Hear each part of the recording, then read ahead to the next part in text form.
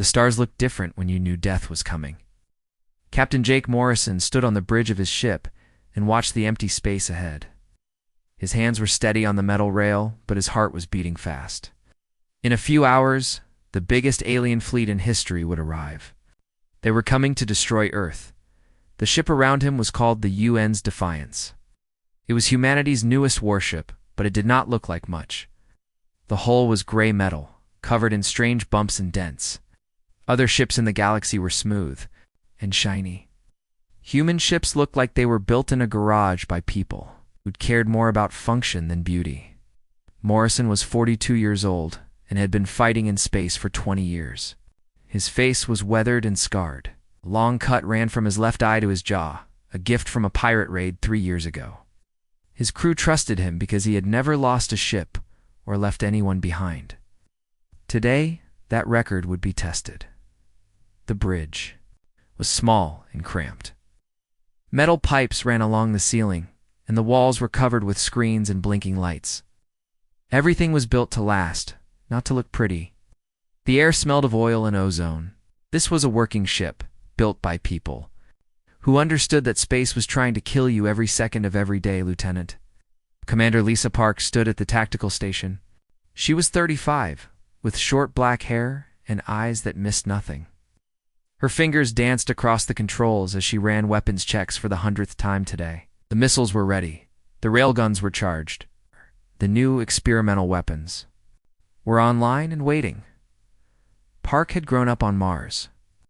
In the mining colonies where children learned to work with their hands before they could walk properly, she understood machines the way other people understood art.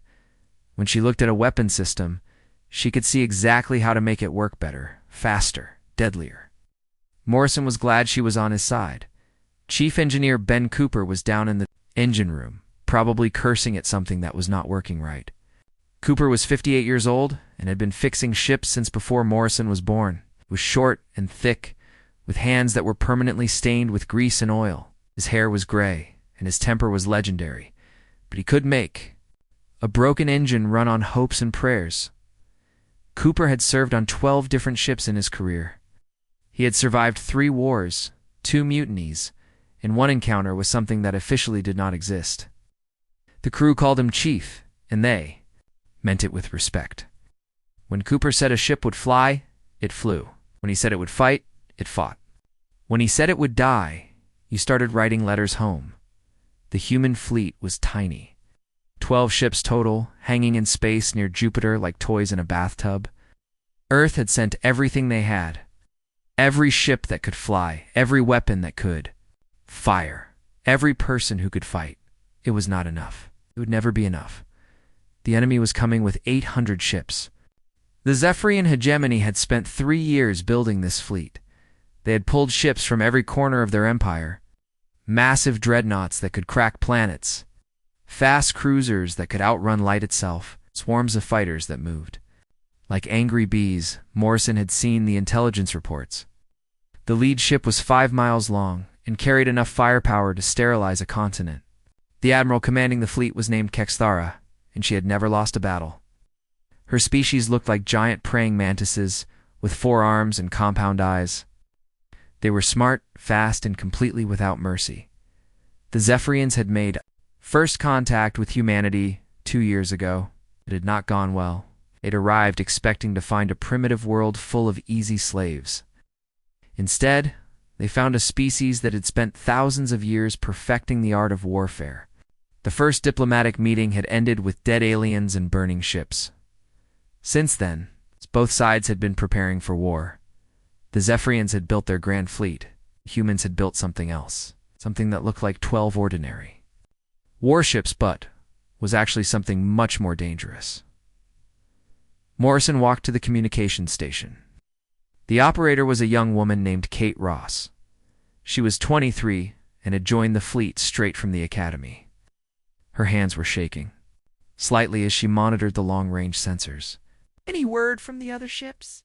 Morrison asked. All 11 ships report ready for combat, sir, Ross replied. Her voice was steady despite her nerves. Captain Davis on the Valiant says his crew is ready to make the aliens regret coming here. Morrison nodded. Davis was a good man. He had served with Morrison on 3 previous missions. His ship was older than the Defiance, but his crew was experienced and tough. They would fight hard when the time came. The waiting was the worst part. Morrison had learned that in his first battle, 20 years ago. You could prepare for months, check every system, drill every scenario, but in the end you still had to wait for the enemy to arrive. The waiting gave you time to think, and thinking was dangerous before a battle. He thought about Earth. Hanging in space a few million miles away, 3 billion people going about their lives, not knowing that the entire species was about to be tested. Children playing in parks, families eating dinner, old people sitting on porches watching the sunset. All of them depending on 12 ships and a few thousand crew members. The responsibility was crushing. Morrison had commanded ships before, but never with stakes this high. If he failed, humanity would be enslaved or destroyed. If he succeeded, they might have a chance to survive in a galaxy full of enemies. The Defiance was not just a ship, it was a statement. Humanity had looked at the greatest military force in the galaxy and decided to fight anyway, not because they thought they could win, but because they refused to surrender. That was the human way. When faced with impossible odds, they got stubborn. The ship's computer chimed softly. Long-range sensors had detected something at the edge of the solar system. Ross's hands flew over her controls, analyzing the data. Her face went pale. "Captain," she said quietly. "They're here." Morrison felt his stomach drop. He had known this moment was coming, but it was still a shock.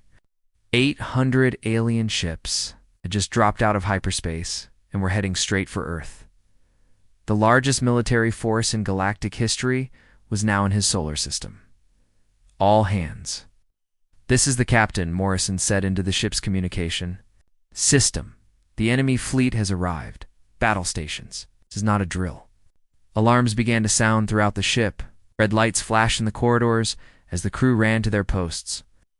The Defiance transformed from a peaceful ship into a weapon of war in less than 3 minutes. Morrison looked at the tactical display. 800 red dots were moving toward 12 blue dots. The odds were impossible. Any sane person would surrender immediately. But humans had never been particularly sane. "Lisa," he said to his tactical officer, "load all weapons. Prep the experimental systems. If we're going to die today, let's make sure they remember us." Park smiled grimly. "Aye, sir.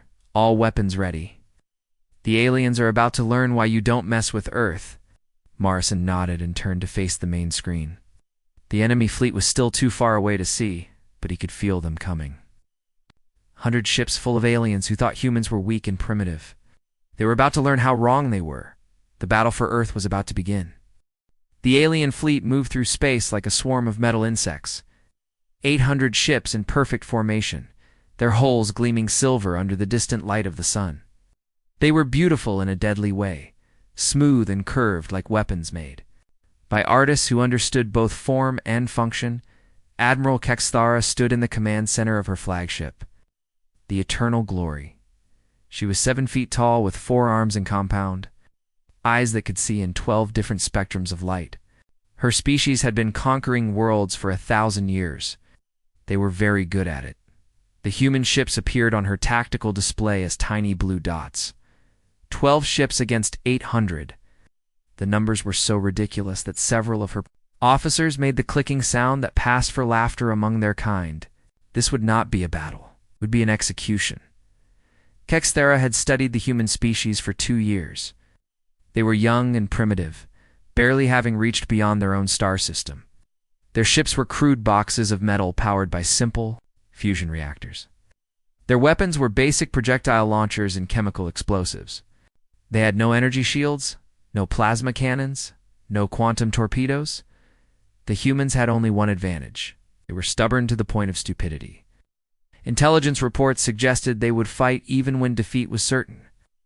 This made them dangerous in the same way that a cornered animal was dangerous. They might bite before they died, but Admiral Kexthara had brought 800 ships. Even cornered animals could be crushed by overwhelming force, Captain. Morrison watched the alien fleet approach on his main screen. The enemy ships moved in 3 large groups, each one containing more firepower than the entire human fleet. Formation was textbook perfect, designed to bring maximum weapons to bear while protecting their larger ships with screens of smaller vessels. The aliens were professionals. Morrison could see that immediately. They moved with the confidence of a species that had conquered dozens of worlds. Their tactics were proven and efficient. In any normal battle, the human fleet would be destroyed in minutes. This was not going to be a normal battle. Morrison touched his communication console. All ships, this is Morrison. Form up in delta pattern. Begin acceleration toward the enemy. Fleet. Lieutenant Commander Park looked up from her station. Sir, they're hailing us. Morrison nodded. He had expected this. Most civilized species offered terms before a battle. It was considered proper military etiquette. Put them through. The main screen flickered and showed Admiral Kexthera. She was an impressive figure, tall and alien, and completely confident. When she spoke, the ship's computer translated her clicking and chirping into human language. I am Admiral Kexthera of the Zephyrian Hegemony. You are Captain Morrison of the human fleet. Your position is hopeless. You have 12 ships. I have 800. Surrender now, and your species may be allowed to live as servants. Refuse, and every human world will burn. Morrison stood up from his command chair. He was not as tall as the alien admiral, but there was something in his eyes that made her take a step back. When he spoke, his voice was calm and level. This is Captain Jake Morrison of the United Nations ship Defiance. I have a message for you and your fleet. He paused for a moment, looking directly into Kexthera's compound eyes. Come and take it, the communication ended. Admiral Kexthera stared at the blank screen for a moment. Her translator had processed the words, but the meaning was unclear. Come and take what? Take their surrender? Take their ships? The phrase made no sense. Her tactical officer, a younger Zephyrian named Vexahai, clicked his mandibles nervously. Admiral, the human ships are accelerating toward us. They appear to be attacking. Kexthera looked at her tactical display. The 12 human ships were indeed moving toward her fleet at high speed. They were not retreating or trying to find cover. They were charging straight into the teeth of 800 enemy vessels. It was the most foolish military decision she had ever witnessed. All ships prepare to fire, she ordered. We will end this quickly. The human ships continued to accelerate. On the bridge of the Defiance, Chief Engineer Cooper's voice crackled over the internal communication system. Captain, the engines are running at 120%. We're pushing into the red zone. Morrison did not slow down. Keep pushing, Chief. We need every bit of speed we can get. Sir, if we keep this up, the engines might explode, Cooper warned. If we slow down, we'll definitely explode, Morrison replied. Keep the power coming. The 12 human ships streaked through space faster than any ships their size should be able to move. Their hulls began to glow from the friction of space dust hitting them at incredible speeds. Normal ships would have torn apart under the stress, but human engineering had always been built to exceed safe limits. Lieutenant Commander Park watched her tactical display as the range to the enemy fleet dropped rapidly. 60 seconds to weapons range, sir. Morrison nodded. The alien fleet opened fire when the human ships were still 2 minutes away. Hundreds of energy weapons lit up space like a deadly light show. Beams of concentrated plasma, streams of particles moving at near light speed, pulses of pure energy all converged on the tiny human fleet. The Defiance disappeared in a blinding flash of released energy. The other human ships vanished as, well, consumed by firepower that could have destroyed small moons.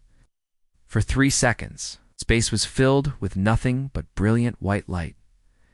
Admiral Kexthera allowed herself a moment of satisfaction. The humans had fought bravely, but bravery meant nothing against superior technology and overwhelming numbers. She was about to order her fleet to continue toward Earth when her sensor officer made a sound of confusion. Admiral, I'm reading. This cannot be correct. What is it? Kexthera demanded.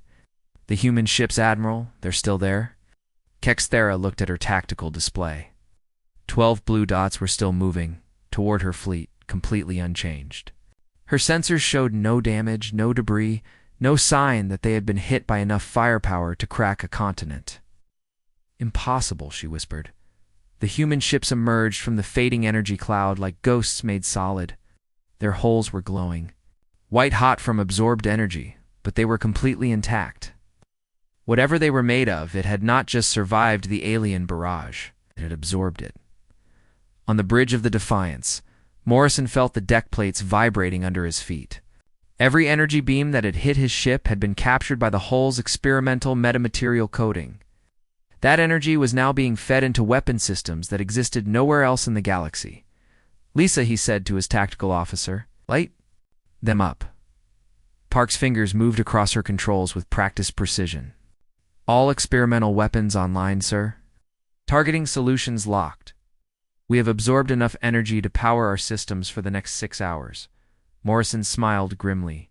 "Fire everything." The Defiance did not fire energy beams or launch missiles. Instead, it did something that violated every rule of space combat that the Zephyrians understood. It fired bullets, but these were not ordinary bullets. They were tungsten penetrators weighing several tons each, accelerated to 20% of light speed by magnetic coils powered by the energy the aliens had just fed them. Each projectile carried enough kinetic energy to punch through a battleship like it was made of paper. The first salvo from the human fleet was perfectly coordinated. 12 ships fired at the same instant, sending a stream of projectiles toward the alien formation. The rounds were invisible until they hit. Moving too fast for normal sensors to track, Admiral Kexera watched in horror as her lead battleship simply came apart. A human projectile had entered through the bow and exited through the stern, passing through 5 decks and destroying everything in its path. The ship's hull integrity failed catastrophically, and it broke into 3 pieces. Then the second battleship exploded. Then the third. In the space of 10 seconds, the human fleet had destroyed or crippled 15 alien vessels. The energy shields that protected against particle beams and plasma cannons were useless against solid matter moving at relativistic speeds. All ships, evasive maneuvers. Kexthada screamed into her communication system. "Scatter formation. Do not let them target multiple ships." But it was too late. The human fleet had closed to point-blank range, and their impossible weapons were tearing through the alien formation like bullets through tissue paper. Each human ship targeted a different section of the enemy fleet, spreading destruction across the entire formation. Morrison watched the tactical display as alien ships died around him. The enemy was trying to adapt, but they had made a fundamental error. Their tight formations, perfect for coordinating energy weapons, had become death traps when facing projectiles that could penetrate multiple targets. "All ships, implement Hunting Pattern Alpha," he ordered. "Break formation and engage at will." The 12 human ships split apart like a pack of wolves, each one targeting a different group of alien vessels. They moved in patterns that should have been impossible, pulling GI forces that would have killed most species. Their crews endured crushing acceleration through sheer determination and advanced medical systems. Admiral Kexthara realized with growing horror that her carefully planned invasion was becoming a massacre. The battle was only 10 minutes old, but the alien fleet was already in chaos. Ships that had moved in perfect formation were now scattered across space, desperately trying to avoid the human projectiles that cut through their ranks like invisible death. Admiral Kexera gripped the command rail of her flagship as another explosion lit up the darkness. The heavy cruiser Triumphant Victory had just been cut in half by a human round that passed through its reactor core. The ship died in a flash of nuclear fire that briefly outshone the distant sun. Her tactical officer was clicking frantically as he tried to make sense of the sensor readings. "Admiral, we have lost 60 ships in the last 8 minutes. The human projectiles are moving too fast for our point defense systems to track." Kexera stared at the tactical display. 60 ships. Each one had carried a crew of 300 highly trained warriors. 18,000 of her people were dead, and the humans had not lost a single vessel. "Switch to kinetic weapons," she ordered. "If energy beams make them stronger, we will use physical projectiles." Across the alien fleet, weapon systems reconfigured. Plasma cannons retracted into their housings, replaced by magnetic railguns and missile launchers. The Zephyrians had conquered the galaxy using energy weapons, but they were not stupid. If the situation called for different tactics, they would adapt. The problem was that adaptation took time, and the human ships were not giving them any. Captain Morrison watched the enemy fleet scramble to change weapons. The aliens were smart and well-trained, but they were fighting a type of battle they had never experienced before. Every doctrine they knew was based on energy weapons and shield technology. Ow. Remove those advantages, and they were struggling to keep up. "Chief, how are the engines holding up?" Morrison asked over the communication system. Ben Cooper's voice came back rough and strained. "The fusion reactors are running at 160%, Captain. The magnetic containment fields are starting to fluctuate. We're pushing way past anything in the safety manuals. Can you give me more power?" There was a pause. "Captain, if I push these engines any harder, they might explode and take half the ship with them." Morrison looked at the tactical display. The human fleet was outnumbered 60-1, even after the losses they had inflicted. They needed every advantage they could get, including speed. "Give me more power, Chief. If we slow down, we're all dead anyway." Cooper sighed over the communication link. "But I want it on record that this is the stupidest thing I've ever done, and I once tried to repair a reactor while it was still running." The Defiance surged forward as Cooper pushed the engines beyond their design limits. The other human ships did the same, their crews accepting massive G-forces that would have crushed most alien species. Humans had always been tough, but more importantly, they were too stubborn to know when they should give up. Lieutenant Commander Park coordinated the targeting solutions from her station. Sweat ran down her face from the crushing acceleration, but her hands remained steady on the controls. She had grown up in the low gravity of Mars, but years of military training had prepared her for combat conditions that pushed the human body to its limits. "New contacts," she reported. "The aliens are launching fighters." Morrison looked at the tactical display. Hundreds of small ships were pouring out of the larger alien vessels, moving like angry insects toward the human fleet. Each fighter was fast and maneuverable, designed to swarm larger ships and overwhelm their defenses. Under normal circumstances, 12 human ships would have been helpless against that many fighters. But these were not normal circumstances. "All ships switch to scattershot mode," Morrison ordered. "Let's show them what happens when you bring a swarm to a gunfight."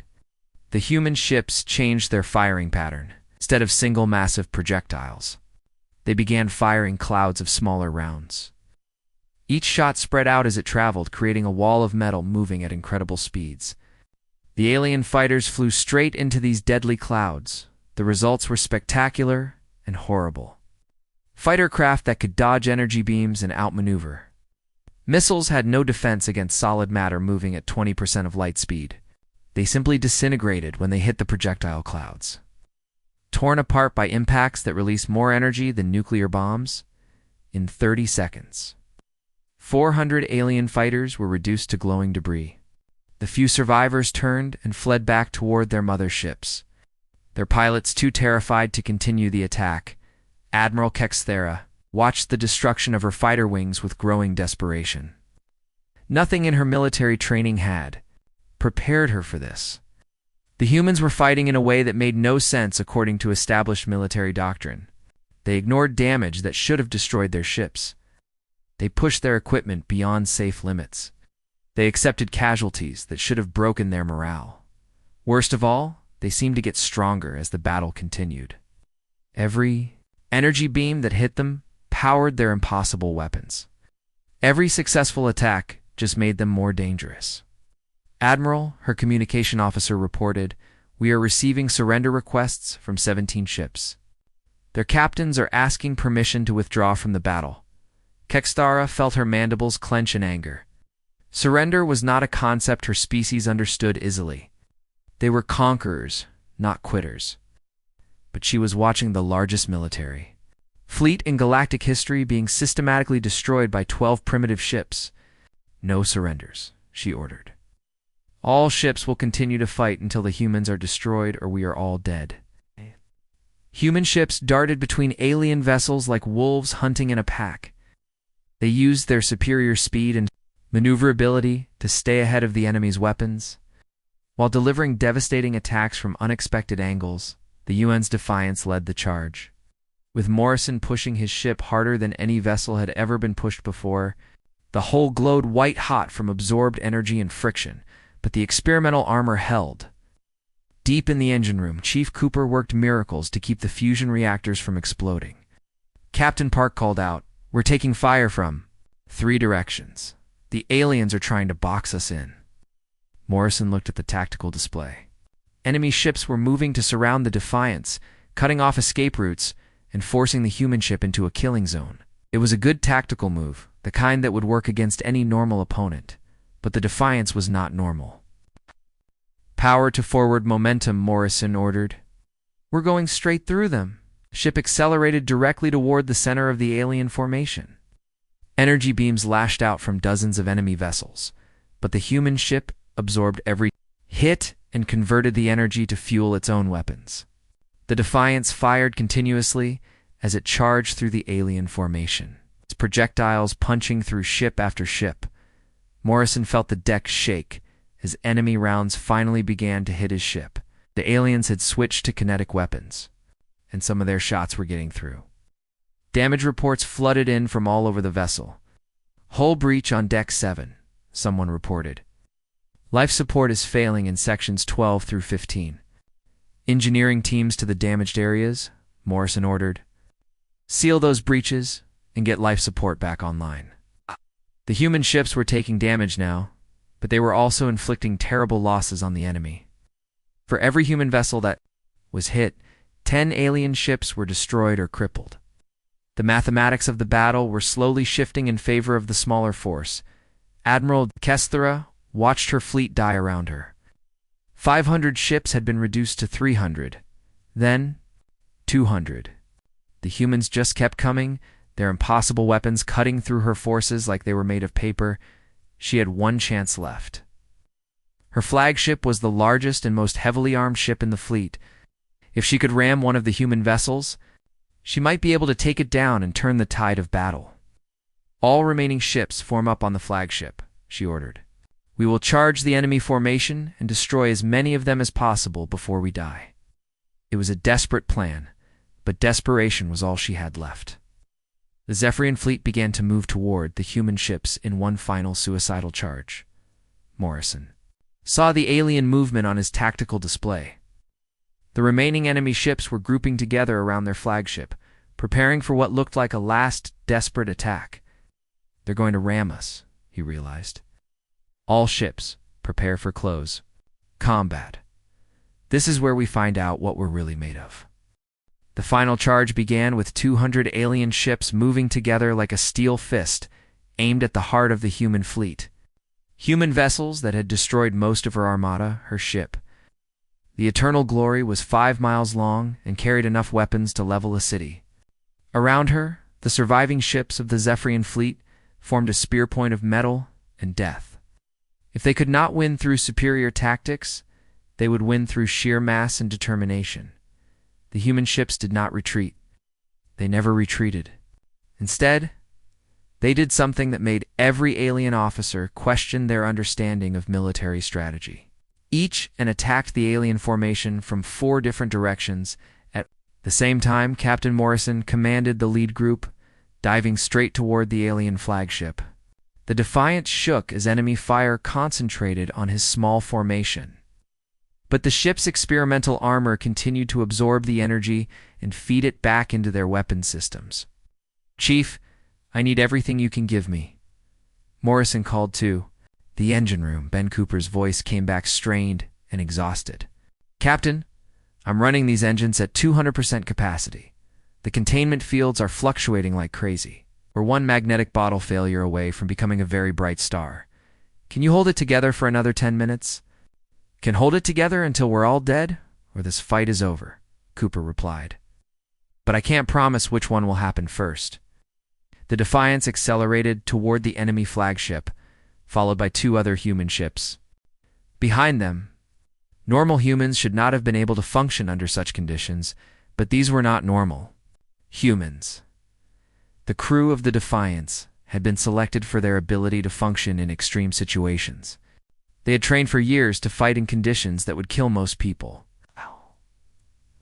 More importantly, they knew that failure meant the destruction of Earth and everyone they had ever loved. The alien ships opened fire with everything they had. Kinetic rounds, plasma bolts, and energy beams filled the space between the two fleets. Some shots hit. One of them was trailing atmosphere from a hull breach, but it was still fighting. Another had lost half its armor plating, but its weapons were still firing. The third ship was glowing like a small sun from absorbed energy. They fought like they had already accepted death and were just trying to take as many enemies with them as possible. The range closed to knife-fighting distance. Exchanged boarding parties. At this range, the human projectile weapons became even more devastating. Their tungsten penetrators punched through ship after ship, each round traveling through multiple targets before finally losing momentum. Morrison felt the Defiance shudder as enemy fire found weak spots in the armor. Warning lights flashed across. His bridge's systems failed throughout the ship, but the engines kept running and the weapons kept firing. Sections 8 through 12 are open. To space. Seal what you can and keep fighting, Morrison ordered. Ships passed within hundreds of meters of each other, exchanging fire at point-blank range. The alien vessels tried to use their superior numbers to overwhelm the humans, but the human ships were too fast and too maneuverable. One of the human ships had lost most of his crew to a hull breach, but he was still flying and still fighting. His ship collided with his Zephorian cruiser at tremendous speed. Both vessels disappeared in a nuclear fireball that briefly lit up half the solar system. Morrison felt his heart sink as he watched a good friend die. Morn. The battle was still raging, and every second counted. The aliens were down to less than 100 ships, but they were fighting with the desperation of creatures who knew they were losing. The other human groups were having similar success. Each 3-ship formation was carving through the alien fleet like a sword through cloth. Human weapons were perfectly suited for close-range combat, and their crews were trained to fight in situations. Had failed. The humans were not just winning the battle. They were destroying her entire civilization's greatest military achievement. 800 ships reduced to fewer than 50 in less than an hour. All ships withdraw to minimum safe distance, she ordered. Prepare to activate the final protocol. Her tactical officer looked at her with compound eyes wide with shock. Admiral, the final protocol will destroy everything within 10 million kilometers, including us. Kexithara nodded grimly. The final protocol was a weapon of last resort. Each of her largest ships carried a gravitational compression bomb that could create a small black hole. If detonated, it would destroy the human fleet, her own remaining ships. Activate the weapon, she ordered.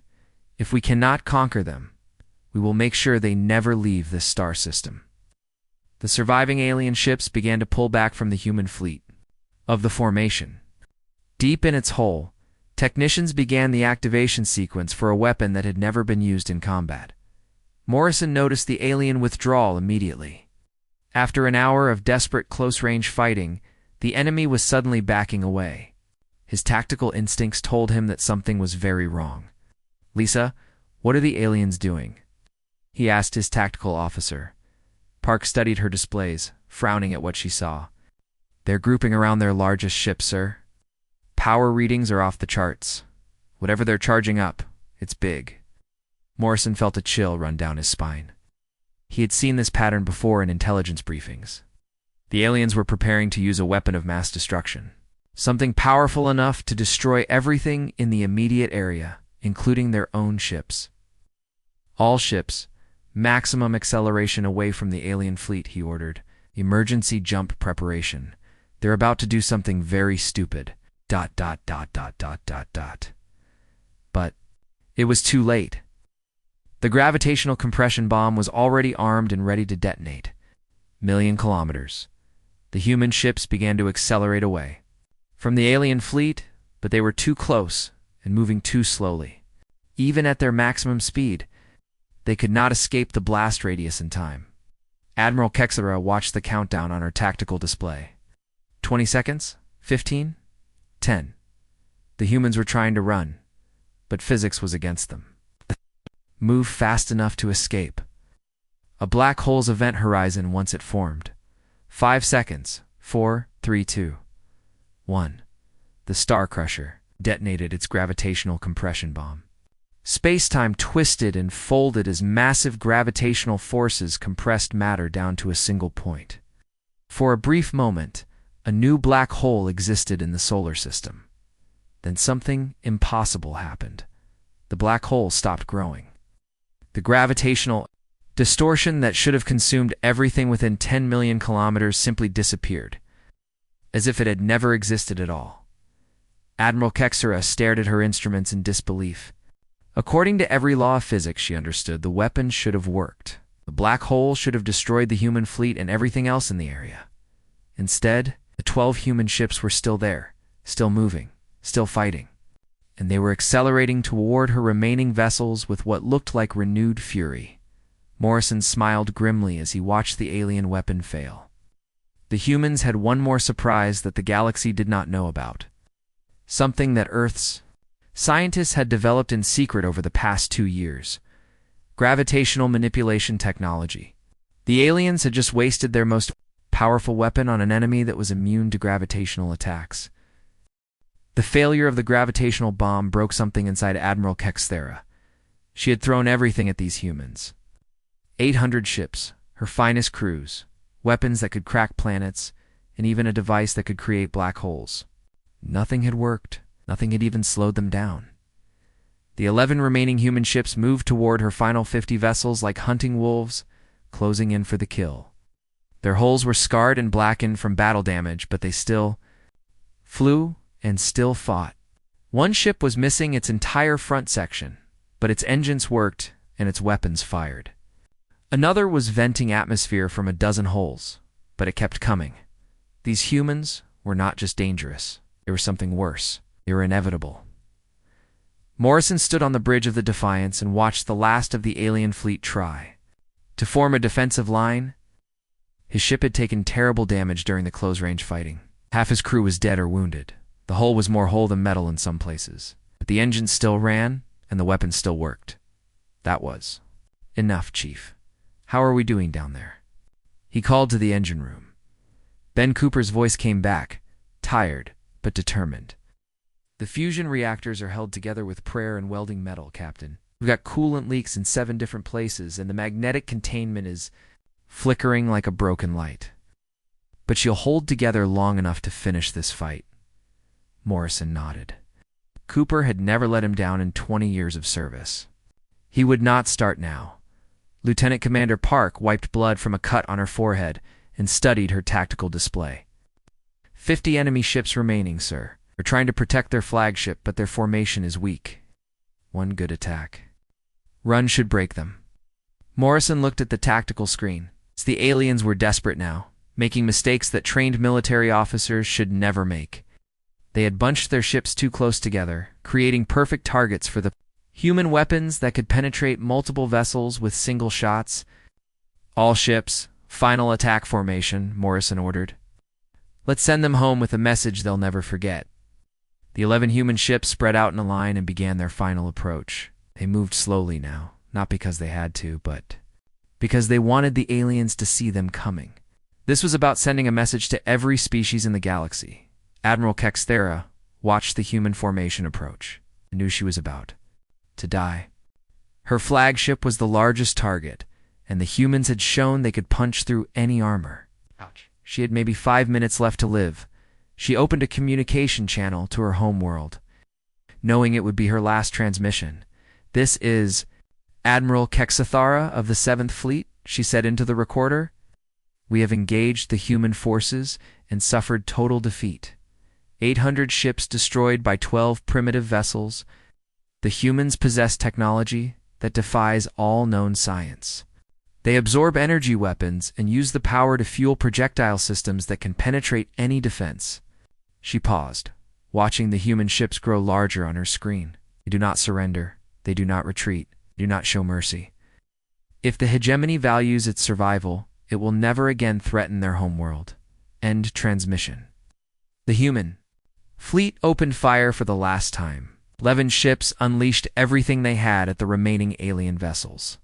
The tungsten penetrators, moving at 20% of light, Lee's speed tore through the enemy formation like bullets through paper.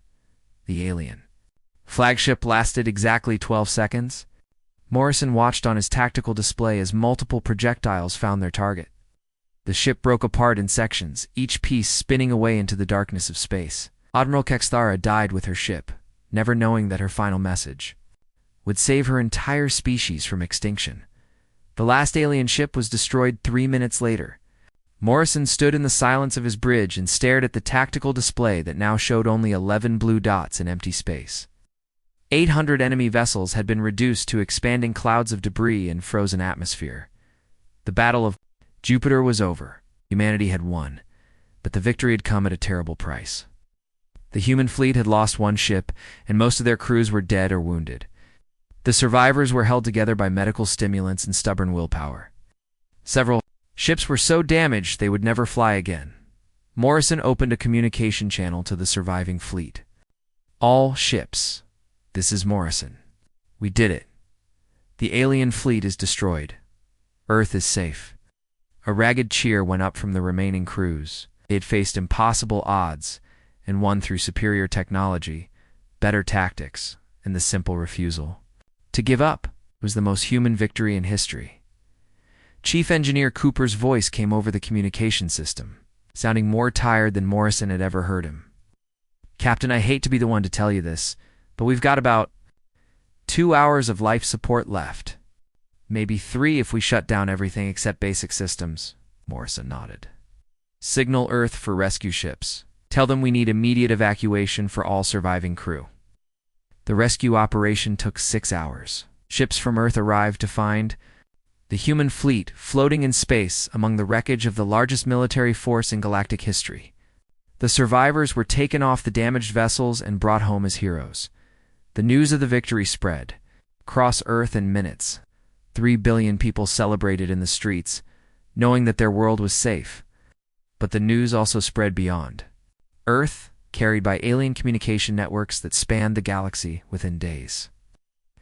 Every major species knew what had happened to Jupiter. The humans, who had been dismissed as a primitive backwater civilization, had destroyed an unstoppable military force. The implications were staggering. The Zephyrian hegemony, upon receiving Admiral Kexthara's final message, immediately began drafting peace treaties. 3 other species that had been planning invasions of human space quietly canceled their military preparations. The Galactic Council, which had refused to recognize human sovereignty, suddenly began sending diplomatic messages. Captain Morrison spent 2 weeks in a hospital recovering from his injuries. When he was finally released, he found that Earth had changed. Construction was beginning on a new generation of warships based on the technology that had won the battle. The shipyards that had built 12 vessels were now being expanded to build hundreds. Humanity had learned the most important lesson in galactic politics. Peace was maintained by the certain knowledge that war with humans meant total destruction. The species that had spent thousands of years learning to fight each other had encountered something new. A species that had spent those same thousands of years learning to kill things bigger and stronger than themselves. Morrison returned to active duty. 3 months later, as the captain of a new ship, the UN's Defiance II, it was larger and more powerful than the original, but it carried the same crew that had survived the Battle of Jupiter. They were experienced now, veterans of the most important fight in human history. The galaxy had become a much quieter place. Trade routes that had once been protected by military escorts now operated freely, because pirates and raiders had learned that attacking human ships brought swift and terrible retribution. Border disputes between alien species were resolved through negotiation rather than war, because everyone knew that conflict might draw human attention. Morrison stood on the bridge of his new ship and looked out at the stars. Somewhere out there, alien civilizations were building ships and training crews and planning conquests. The humans had sent a message that would be remembered for 1,000 years. Come and take it. Galaxy had tried, and the galaxy had failed. Now everyone knew that humanity was not just another species to be conquered. They were the species you left alone, the ones who turned impossible odds into certain victory through sheer bloody-minded determination. The aliens had seen a human warship and instantly froze, not from fear, but from recognition. They had finally understood what they were facing. A species that had evolved to be apex predators, who had learned to hunt in space, and who would never, ever stop fighting for their home.